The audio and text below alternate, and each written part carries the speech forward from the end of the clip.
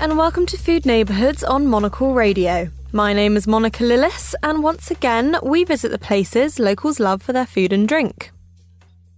This week, Monocle's Sebastian Stevenson takes us to the Dublin neighbourhood of Stoneybatter, north of the River Liffey, to sample its culinary delights from freshly baked sourdough to authentic Italian fare. Take a listen.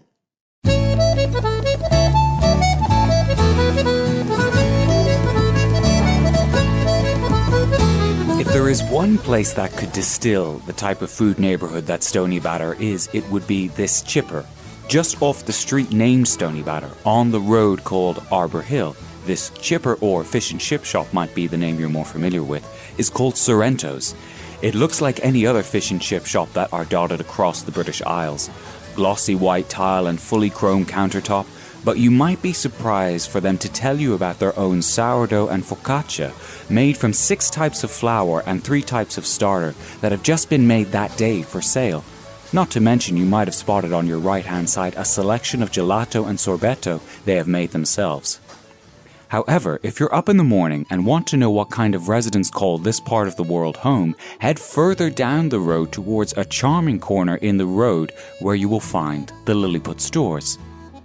This cafe and premium grocer stocks pantry essentials from premium Irish ingredients and brands, along with European goods as well.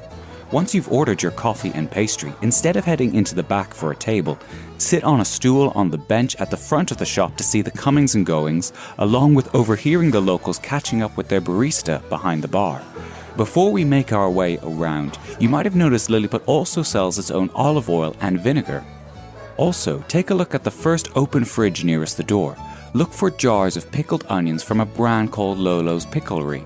Both have been assembled back down the road in production kitchens opposite Sorrento's. If all the goods on the wooden shelves have lit the match for inspiration and you need to hire a kitchen to get your food brand up and running, you won't have to go very far at all. Stoneybatter has not 1 but 2 commercial kitchens for hire.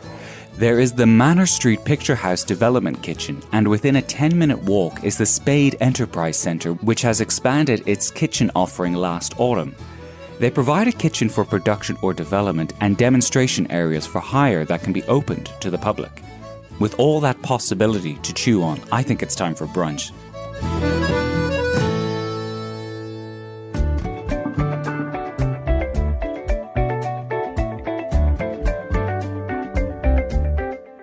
The place we are going to is the Social Fabric Cafe. It offers great egg dishes like Turkish eggs and shakshuka, US-style pancakes, sizable sandwiches, and tantalizing vegan options as well. Social Fabric's meat is supplied by Mahon's Butchers, who are next door. The menu is always being iterated upon, so the cooking is always sharp and, of course, worth a repeat visit. Another pick-me-up is called for, and while Social Fabric and Lilliput are both good options, there are a total of 7 cafes we could call into. If I had to pick one, it would be the Little Cactus up the road on Prussia Street. Named after the little cacti that are available for sale, you will find after your impeccably made espresso or flat white, you are a little bit more sprightly than before. If specialty coffee is not to your taste, you can find an Italian-style espresso made in Moz back down onto Stoneybatter, with Italian groceries to back up on too. If Italian is still the vibe you're riding, then check out Grano for the evening's meal, a pasta restaurant that is in the Michelin Guide. While the humble-looking space does have a walk-in table, it's best to put in a reservation to secure a spot. Alternatively, there is Affianco next door, a much smarter-looking wine bar that specializes in wines from all over Italy and keeps a delectable menu of eats on hand to go with your tipple of choice.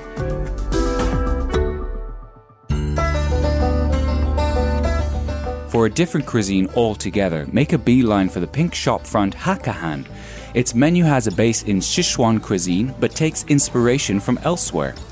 I recommend from the chef's side of the menu the Kun Pu Yin Ding, a sea bass dish with cashew nuts and a sweet and sour sauce that turns the protein into a taffy-like candy. It is delicious, and I'm salivating just speaking to you about it.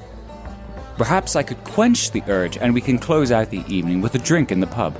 We've 7 options, but I'll just mention 2.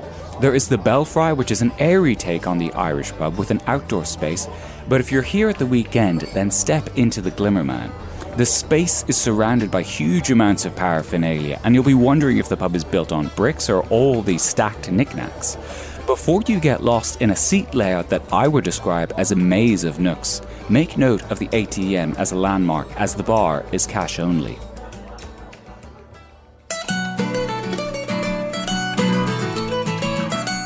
Stoneybatter's hospitality scene is not settled just yet. There have been 2 openings this year so far. Stone, a former pizza place, has been just reopened into a Korean restaurant, the second one after the first called Korean Table up the road. A place that opened in February is Bismarck, a cafe that's doing things its own bohemian way, open during the day serving coffee and pastries with a delicatessen-style offering of olives and cheese. It opens in the evening to host live music sessions, chess events and a book club. The stripped-back industrial space with commissioned graffiti also sells in the back a limited selection of vintage clothes and has relaunched its evening wine offering, which, after walking around the Batter all day now, I think I should pick a spot and settle in for the evening. For Monocle, in Dublin, I'm Sebastian Stevenson.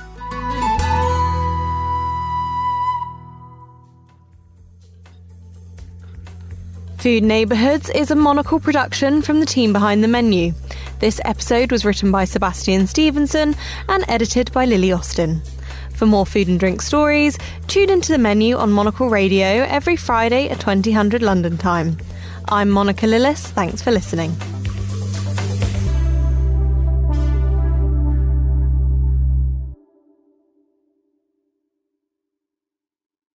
When it comes to voicing or acting on our opinions, why are some of us more confident than others? Financial Times readers think fearlessly because they're supported by bold and trusted journalism. Start reading today and bring well-informed ideas to the table, from the latest on the pleasures of food to sustainable farming and the future of wine. Start reading the Financial Times at ft.com.